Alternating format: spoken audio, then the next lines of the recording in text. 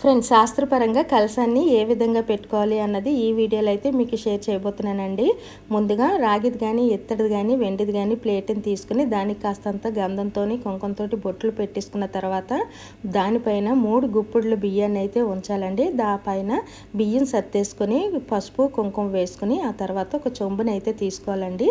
అది రాగిది కానీ, ఇత్తడిది కానీ, వెండిది కానీ తీసుకుని అందులోని మనం సగం వరకు శుభ్రమైన నీళ్ళని వేసుకుని అందులో ముందుగా కొద్దిగా పసుపు, కొద్దిగా కుంకుమ, కొద్దిగా గంధము, కొన్ని అక్షంతలు, కొద్దిగా జవ్వాది పౌడరు, ఆ తర్వాత 2 యాలకులు, కొద్దిగా పచ్చకర్పూరము, కొంచెం రోజు వాటరు, ఆ తర్వాత ఒక రూపాయి కాయిన్ కానీ లేదు అనుకుంటే ఒక రాగి కాయిన్ కానీ ఇందులో వేసుకోవాలండి. రాగి కాయిన్ వేస్తే రాబడి కోరుతుంది అని అంటారండి. ఆ తర్వాత ఒట్టి వేర్లు, ఈ ఒట్టి వేర్లు అన్నవి మార్కెట్లో దొరుకుతాయి.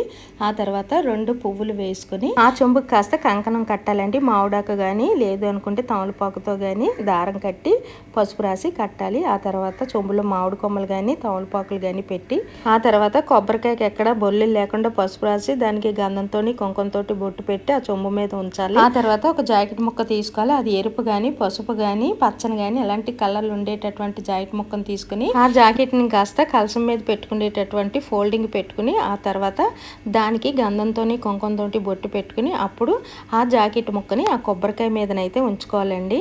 ఆ తర్వాత కొన్ని గాజులను తీసుకుని ఆ కలసం మీద ఉంచి అప్పుడు ఒక పువ్వు పెట్టి మనం కాసు కొనుక్కుంటాం కదండి, ఆ కాసుని కానీ లేదంటే ఏదైనా బంగారమైనా ఉంచి కలశాన్ని అయితే అలంకరించుకోవాలండి. అయితే కాసు కొనుక్కోలేని వాళ్ళు ఉంటే అలాంటి వాళ్ళు ఒక పసుపు కొమ్ము తీసుకొని దానికి 9 పోగుల దారాన్ని కట్టి పసుపు రాసి కుంకుమ బొట్టు పెట్టి అదైనా సరే కలసం మీద వేసుకోవచ్చండి. ఆ తర్వాత ముహూర్తం సమయానికి అమ్మవారి కుడి చేతి వైపు కానీ అమ్మవారి ఎదురు కానీ పెట్టి కలసం ఆ కలసం మీదకి అమ్మవారిని ఆహ్వానం చేసి వరలక్ష్మి వ్రత పూజనైతే చక్కగా జరుపుకోవాలండి.